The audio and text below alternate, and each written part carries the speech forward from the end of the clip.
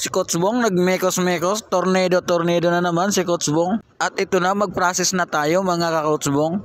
Ayan, insan ko yan, napakagandang insan ko. Nagmekos-mekos, tornado si insan. Grabe talaga, dami ko insan dito sa office Nagmekos-mekos sila, nagtornado ng mga transaksyon ng mga taong nagtitiwala sa kanila. Ito pa si insan, grabe si insan, maganda na insan ko. Dami-dami niya transaksyon, sobra-sobra na yan insan Dami na naman magagalit sa atin sa comment insan. Dahil naiinggit na naman sa atin na mayroon tayong transaksyon insan. Ito pa, insan na gwapo. Grabe ka insan, sobra-sobra na insan. Nagmekos-mekos, tornado si insan. Grabe insan, dami-dami transaksyon insan Ito pa, si insan natin na maganda. At ito na nga mga insan, nagmekos-mekos na naman dito isang insan natin na gwapo.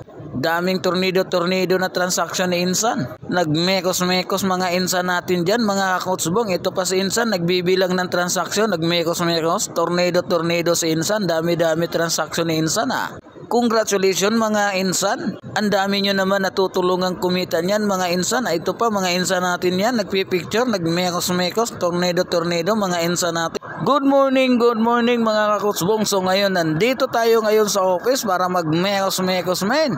Tornado. At ngayon nandito tayo sa office para mag-process tayo ng bagong nagtitiwala or nagsisimula sa ating online business, that is Ono. At ito na nga mga Coach Bong, i-process na natin para magmekos-mekos tayo ng ating mga insan diyan. Ito na nga mga insan natin. Sila po yung mga taong merong transaksyon dito sa office na nagtitiwala sa kanila or nagsisimula sa Uno. Kumbaga sila po yung mga taong nagtatanong lang na interesadong magsimula sa Uno. Kaya no wonder nakapagsimula na sila. Merong nagtatanong sa akin, hindi naman daw sa aming pira yan. Pira naman daw ng mga taong nagtiwala. Oo, pira ng mga tao yan nagtitiwala at nagsisimula sa business. Kasi nga naintindihan nila paano gawin, paano kumita. Siyempre, as legit yung business natin, siyempre kailangan natin i-flex sa ating social media para patunay na meron tayong proof of transaction, proof of chiki na kumita yung mga taong tinutulungan o yung mga taong nagsisimula dito sa Uno. Dahil ngayon adapt tayo sa social media at siyempre lahat na tayo ngayon nagpi-Facebook. Ano bang gagawin natin sa Facebook, di ba? Pwede naman tayo mag-share ng business, pwede naman tayo mag-share ng opportunity, hindi lang naman picture. Dahil nagpi-Facebook naman tayo at nagsi-cellphone tayo at naglo-load tayo, so mas maganda gawin natin pagkikitaan yung ating Facebook. Pwede naman pala tayong kumita through Facebook or online Bakit hindi natin gawin para kumita for extra income or additional source of income? Sa mga hindi naniniwala dyan na pinipilit na sinasabing scam ang Uno, Diyos ko po. Hala dyan, magmekos-mekos ka na dyan sa comment natin para mag-trending tayo at tumaas yung engagement natin. Malaking tulong din yan mga ka-Coach Bong. Sa mga taong hindi naniniwala, pero kung ikaw gusto mong malaman paano kumita, paano gawin, pwede kang mag-message sa akin para mag-usap tayo through video call at may paliwanag ko sa iyo ng maayos.